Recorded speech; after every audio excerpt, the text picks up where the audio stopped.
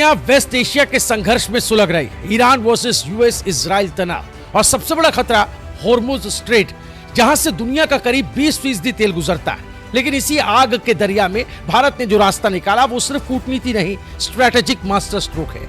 मोदी ने एक तरफ यूएई के राष्ट्रपति से बातचीत जारी रखी, दूसरी तरफ ईरान से सीधे संपर्क बनाए रखी।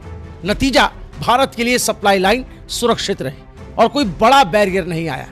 भारत अपनी जरूरत का 80% से ज्यादा कच्चा तेल आयात करता है। ऐसे में अगर होर्मुज बंद होता तो देश में पेट्रोल डीजल ही नहीं बल्कि गैस सिलेंडर तक संकट में आ जाते। लेकिन सरकार ने पहले से ही डाइवर्सिफाइड सोर्सिंग और स्ट्रेटेजिक रिजर्व्स के जरिए जोखिम कम किया। भारत के पास इमरजेंसी के लिए स्ट्रेटेजिक ऑयल रिजर्व्स हैं, जिससे किसी भी अचानक संकट में कई दिनों तक सप्लाई जारी रखी जा सकती है।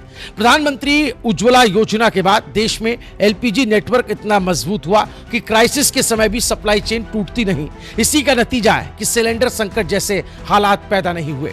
भारत की मैरीटाइम एजेंसीज और नेवी लगातार अरब सागर और गल्फ रीजन में मॉनिटरिंग करती है, जिससे ऑयल टैंकर्स और कार्गो शिप्स की सुरक्षा सुनिश्चित होती है। यानी नंदा देवी जैसी जहाजों का सुरक्षित पहुंचना कोई संयोग नहीं है बल्कि प्री प्लान्ड सुरक्षा कवच है। जब दुनिया के कई देशों में ऑयल शॉक से इन्फ्लेशन बढ़ा, भारत में कीमतों को काफी हद तक कंट्रोल में रखा गया। ये फिस्कल मैनेजमेंट और टाइमली इंटरवेंशन का परिणाम है कि भारत ने ना तो किसी एक पक्ष का खुला समर्थन किया, ना दूरी बनाई, बल्कि बैलेंस डिप्लोमेसी अपनाई। यही वजह है कि ईरान, इजराइल, यूएई सभी के साथ रिश्ते मजबूत बने रहे और इसी बीच विपक्ष सिर्फ सवाल उठाने और माहौल बिगाड़ने में लगा रहा। जहां देश को एकजुटता चाहिए थी, वहां राजनीति की जा रही थी।